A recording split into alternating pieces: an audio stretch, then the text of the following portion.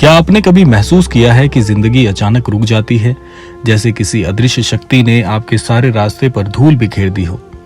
कभी सब कुछ ठीक हो जाता है और फिर अचानक हर दरवाजा बंद, हर कोशिश नाकाम, हर सपना अधूरा। लेकिन अब जो होने जा रहा है वो पिछले 72 सालों में एक भी बार नहीं हुआ।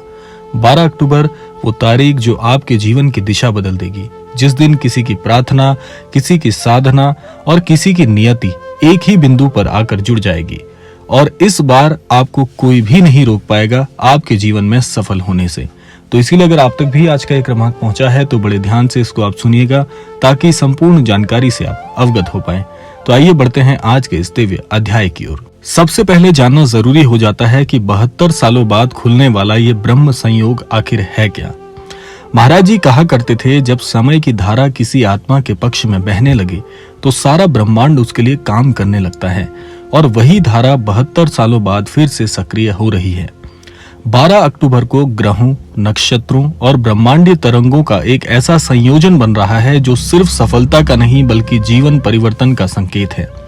ये वो दिन है जब गुरु की कृपा और कर्म की रेखा एक सीधी रेखा में मिलती हैं।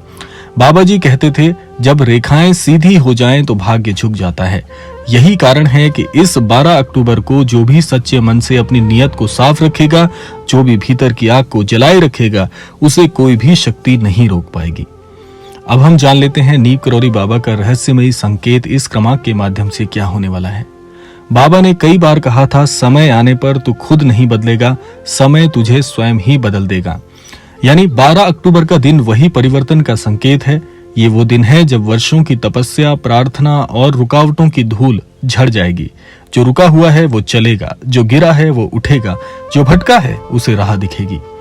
एक पुरानी कथा है, एक साधक बाबा जी के पास गया और बोला, बाबा मेरी मेहनत का फल क्यों नहीं मिलता। बाबा मुस्कुराए और बोले, तेरी मेहनत जो है वो बीज है, तेरी नियत पानी है और समय धूप है। बीज को अंकुरित होने में वक्त लगता है और अब 72 सालों बाद वो वक्त फिर से लौट आया है।